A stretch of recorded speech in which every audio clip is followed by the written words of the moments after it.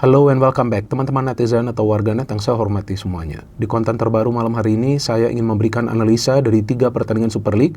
Yang pertama adalah review dari pertandingan antara Borneo FC versus PSBS Biak yang berakhir untuk kemenangan Borneo FC dengan skor telak 5-1. Dan yang kedua juga adalah review dari pertandingan antara Persija Jakarta versus Persebaya Surabaya yang berakhir untuk kemenangan Persija Jakarta dengan skor yang telak 3-0.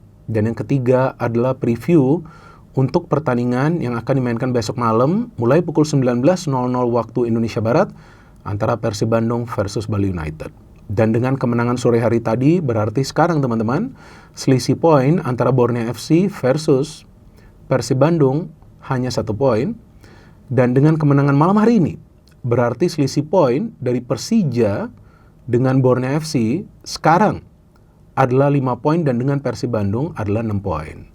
Berarti di pertandingan besok malam, mau tidak mau, dan tidak ada pilihan lainnya bagi Persib, tapi mereka harus meraih kemenangan atas Bali United agar bisa kembali menjaga jarak dari segi selisih poin dengan Borneo FC dan tentunya Persija Jakarta. Tapi sebelum saya memberikan analisa untuk 3 pertandingan tersebut, pertama-tama saya ingin menjelaskan kepada teman-teman yang mendukung kemajuan dari channel YouTube Triple B ini, bahwa bagi saya secara pribadi, tim manapun yang nanti menjadi juara dari Liga Indonesia musim ini berarti adalah tim yang memang telah berjuang selama hampir 1 tahun sebanyak 34 pertandingan untuk bisa akhirnya menjadi juara. Artinya siapapun pelatih yang bisa membawa timnya menjadi juara tentu telah mencurahkan segala bentuk tenaga dan pikirannya untuk bisa membentuk yang namanya the winning team. Berarti bagi saya secara pribadi, ya tim manapun yang menjadi juara tidak ada untung apalagi ruginya bagi saya. Jadi bagi saya tidak akan ada bedanya jika nanti yang menjadi juara adalah Persib Bandung atau Borneo FC atau Persija Jakarta. Karena bagi channel YouTube Bola Bung Binder, ya, channel ini adalah sebuah medium atau sebuah kendaraan yang saya gunakan untuk memberikan analisa secara logis dan tentunya fair, pakai akal sehat. Artinya sekali saya netral, maka saya akan selalu netral. Dan tidak akan ada untungnya bagi saya untuk memberikan analisa atau penilaian yang berat sebelah. Apakah itu terhadap satu tim atau membandingkan 2 tim dengan cara menjatuhkan salah satu tim. Gak ada untungnya bagi saya juga. Dan gak ada ruginya juga bagi saya untuk mengapresiasi tim yang nanti akan bisa menjadi juara. Karena semuanya adalah berkat hasil kerja keras. Baik dari tim kepelatihan, para pemain, dan tentunya juga dari manajemen klub tersebut. Jadi memang kita harus fair memberikan penilaian. Artinya apa? Artinya bahwa sebagai pengamat, saya juga harus objektif. Dan satu hal lagi yang ingin saya tegaskan kepada teman-teman, bahwa tidak pernah ada niat apapun dari saya untuk merendahkan atau menjatuhkan siapapun pemain tersebut yang bermain di Liga Indonesia atau juga yang bermain bagi tim nasional Indonesia.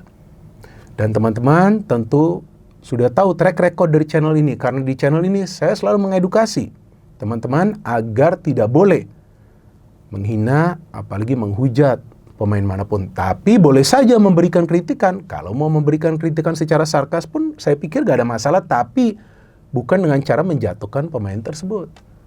Saya mengatakan ini karena ada kaitannya dengan kritikan yang saya berikan kepada Shane Patinama. Yang saya kritik adalah permainan dari Shane yang menurut keyakinan saya kacau di pertandingan Bayangkara FC versus Persija Jakarta. Yang saya katakan bahwa Shane Patinama tidak bisa main sama sekali untuk pertandingan tersebut. Bukan tidak bisa bermain sepak bola sama sekali. Sehingga saya melihat dia bahkan lari pun tidak bisa. Tapi terkait untuk pertandingan tersebut, bukan untuk pertandingan-pertandingan sebelumnya. Baik yang dia bermain bagi Persija, atau bermain bagi Buriram, atau bermain bagi klub lainnya. Apalagi ketika dia bermain bagi tim nasional Indonesia. Tidak pernah saya menjatuhkan pemain-pemain dari tim nasional Indonesia. Gak pernah, ada track recordnya. Saya yang akan selalu mendukung para pemain kita yang bermain bagi tim nasional Indonesia agar mereka tidak dihina, apalagi dihujat, apalagi diserang secara rasis. Dan itu semua ada di track record dari channel ini, ya. Jadi saya perlu menegaskan ini. Saya tidak ingin mengklarifikasi, tapi saya tahu ada beberapa akun sosial media, ya. Ada beberapa akun sosial media, bukan 1, bukan 2, bukan 3, tapi ternyata ada 4. Sudah saya identifikasi semuanya. Yang melakukan ujaran kebencian, komentar yang rasis, body shaming, dan fitnah kepada saya. Ya, tapi saya orangnya tidak dendaman. Saya maafkan mereka semua. Dan saya mengkritik Shane untuk kebaikan dia. Main lebih baik kan bagus nanti untuk timnas kita kan. Jadi saya tidak pernah mengatakan Shane Patirma tidak bisa bermain sepak bola sama sekali. Tapi dipelintir pernyataan saya. Memang nama saya gak dipakai, tapi di kolom komentar ada yang singgung nama saya, dikonfirmasi oleh konten kreator tersebut. Nah kan gak bener juga. Ngapain juga saya harus nyerang siapapun pemain kita yang membela timnas, apalagi klub di Indonesia. Saya yang awal mendukung para pemain kita yang keturunan di luar negeri itu dinaturalisasi agar bisa membela tim nasional kita. Tapi tentu mereka juga perlu memberikan kontribusi, ya dong. Dan setelah saya mengkritik Shane, pada saat saya membuat konten dari match Bayangkara FC versus Persija, tidak ada sama sekali saya mendapatkan ancaman, intimidasi, apalagi teror, atau juga komen-komen yang negatif. Gak ada, tidak ada yang komen. Tapi tiba-tiba 2 hari lalu kan rame. Dan saya suka dengan cara Mauricio Souza menjawab di preskon. Ya kan, dia menjawab, dia mengcounter kritikan saya dengan cara yang elegan, dengan cara yang sopan. Ya memang harus seperti itu dong. Jadi kalau kita mau adu, kita adu pikiran. Tapi kalau saya diserang secara personal, masa saya gak marah sih? Ya wajar dong saya emosian, tapi saya gak dendaman. Jadi saya sudah gak mau bahas lagi soal itu ya. Itu udah basi bagi saya. Dan tidak ada satupun supporter dari Persija Jakarta yang meneror saya. Sama sekali tidak ada. Baik dari online dan offline yang saya ketemu tadi pagi loh. Saya ketemu tadi pagi loh, kebetulan. Oke? Tidak ada yang meneror, semua salam. Terima kasih Pak. Memberikan kritikan bagi Persija. Kenapa? Karena mereka tahu itu demi kebaikan dari klub kesayangan mereka. Ya, jadi saya tidak pernah ada niat, dan bagi saya ya silakan. Persija mau juara bagus, Persib mau juara bagus, Borneo mau juara bagus. Kalaupun nanti tiba-tiba simsalabim, abrakadabra, tiba-tiba Maluku United juara, top, ya kan? Kita salut, kita berikan apresiasi karena semua pemain bekerja keras. Oke, kita mulai dari pertandingan antara Borneo FC versus PSBS Biak, yang adalah pertandingan yang perlu dimenangkan oleh Borneo FC, teman-teman. Jadi ini tentu para pemain Borneo FC ini akan all out, ya, dan tentu mereka akan coba untuk memberikan yang terbaik. Dan saya melihat luar biasa permainan dari Borneo FC. Kebetulan kan saya yang siaran, kolektivitasnya luar biasa, baik ketika menyerang dan juga ketika bertahan. Dan saya melihat kekuatan Borneo FC ini terutama berada di depan dengan Peralta, Obieta, dan tentunya Juan Villa. Belum lagi didukung oleh Rivaldo dan juga Kei Hirose sebagai double pivot. Nul Zikrak nih mainnya ya biasa saja ya, kurang ya. Tapi ya paling tidak dia coba untuk bermain, memberikan kontribusi dari segi pressing bagus, tapi umpan-umpan ke depan ini kurang. Dan memang tidak membutuhkan waktu lama ya, karena tinggal menunggu waktu saja nih. Borneo mencetak gol ketika Obieta memberikan umpan kepada Peralta. Peralta mencetak gol, tapi setelah itu bingung juga loh. Itu si Hasan Nader ini bisa mencetak gol yang spektakuler ya. 1-1 seru ini pertandingan, tapi tiba-tiba Juan Villa memberikan terupas. Sebelumnya Peralta dianggap offside, tapi ternyata gak offside dan dia mencetak gol 2-1 babak kedua. Saya melihat dengan masuknya Marcos Astina, gila lu ini jadi mainnya lu Borneo FC. Luar biasa. Ya, mereka bahkan sampai mereka bahkan sampai menyerang total loh. Padahal nih ada counter substitution, dimainkan Huang dan juga Nur Hidayat, tapi gak berkembang juga nih permainan dari Biak. Bahkan di pertahanan banyak kesalahan. Akhirnya Juan Villa bisa mencetak gol yang indah dari free kick. Dan Astina, what a goal man, gila. Itu karena ada salah passing. Kemudian ada sampai 5 pemain Borneo FC yang terlibat sebelum Astina bisa mencetak gol, mendapatkan umpan dari Peralta. Dan kemudian Komang Teguh bisa mencetak gol. Ini adalah gol yang melengkapi kemenangan dari Borneo FC. Jadi memang Borneo FC adalah salah satu tim yang kalau menurut saya permainannya konsisten.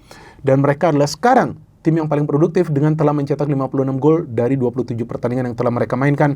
Dan saya melihat ya Borneo FC ini sebagai salah satu unggulan yang bisa ya, atau kemungkinan bisa nanti menyalip Persib Bandung. Hati-hati loh Persib, ini permainan luar biasa. Oke, dan sekarang saya ingin membahas pertandingan antara Persija versus Persebaya. Ini adalah pertandingan super big match.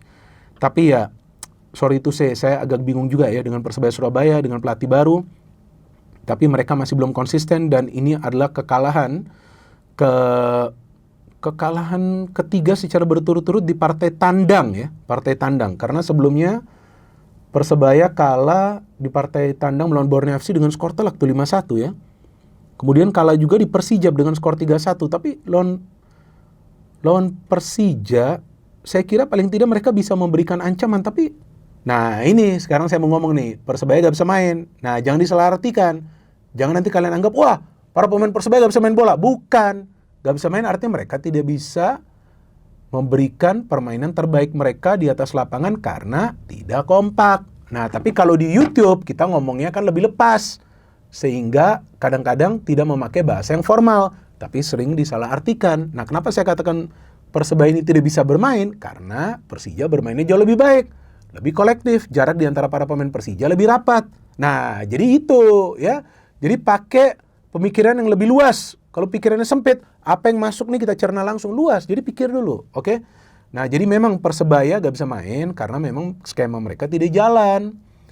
Dan memang terlihatlah absennya Bruno ini, ya gak tahu katanya sih kontraknya sudah habis, jadi tidak bisa membuat permainan Persebaya kreatif. Tapi Persija di sisi lainnya mainnya nih gila, karena dalam 3 pertandingan sebelumnya mereka gagal meraih kemenangan. Dan untuk pertandingan ini memang Shin tidak bisa dimainkan karena dikatakan sakit. Gustavo juga tidak bisa, bahkan Mauro Zulstra juga cedera, kemudian Thales Lira juga tidak bisa bermain, dan Rizky Ridho, artinya banyak pemain yang absen. Ya, dan terkait dari Shin memang saya juga tahu sebelumnya dia cedera. Jadi jika dia sebelumnya cedera dan dianggap tidak 100% fit, seharusnya Mauricio Souza juga harus berhati-hati memainkan dia sebagai pemain pengganti. Karena kalau pemain yang belum fit 100% dan timnya memang sedang menghadapi ancaman dari para pemain tim lawan dan bermain dengan 10 pemain, maka akan lebih bijak menahan dulu Donitri di atas lapangan. Ya ini kira-kira keyakinan saya. Kalau saya salah, silakan kalian koreksi. Jadi jangan terlalu serius. Ya kan gak ada lah saya benci Persija atau apa, gak ada. Saya senang dengan semua tim, ya, tapi saya cinta tim nasional Indonesia juga. Ya kan itu tim yang akan saya bela mati-matian juga. Jadi kita hargai semua pemain, tapi Donitri luar biasa, Rizky Ridho top, Paulo Ricardo saya salut, ini bagus sekali duetnya dengan Rizky Ridho, Bruno Tubaro bagus, dan ya inilah perbedaannya ketika Axel diberikan kesempatan untuk kembali tampil sebagai starter, dan dia bisa mencetak 2 gol bahkan karena dia ada penalti bagi Persija. Dan saya pikir ya Axel ini kemarin itu tergeser karena ada pilihan dari Mauricio Souza memainkan Gustavo yang kita tahu adalah pilihan utama ya bagi Persija, tapi tanpa Gustavo pun gak ada masalah. Dan Alano juga bagus, tapi saya melihat Persija main all out, mainnya galak banget, dan mereka akhirnya mendapatkan penalti. Alano mencetak gol, tapi tinggal menunggu waktu saja Persija kembali mencetak gol, karena itu yang saya katakan tadi, para pemain Persebaya tidak kompak, mereka tidak menyatu di atas lapangan, bahkan banyak bermain dengan direct passing yang sebetulnya bukan ciri permainan untuk mengganggu Persija. Kalau ada tim mau menang lawan Persija atau minimal menahan draw, mereka harus bermain umpan-umpan pendek seperti yang dilakukan oleh Bayangkara FC, Dewa United, Arema FC, ya tim-tim lain lah yang bisa menahan imbang Persija atau mengalahkan Persija. Tapi kemudian Axel mencetak gol yang indah ketika direbutan bola dengan, atau mungkin terpantul bola itu dari Rayhan Hanan, dan Axel bisa mencetak gol yang melengkapi kemenangan dari Persija. Seharusnya Axel mencetak hat-trick. Ya, ada beberapa peluang yang di off target, tapi luar biasa Axel ini. Nah, ini kan salah satu pemain lokal kita ya. Kalau dia diberikan kesempatan terus, mungkin dia juga akan bisa dipanggil oleh John Herdman ke tim nasional Indonesia kita, dan itu yang kita inginkan. Pemain-pemain kita berprogres, main untuk timnas, memberikan kontribusi, kita salut mereka semua.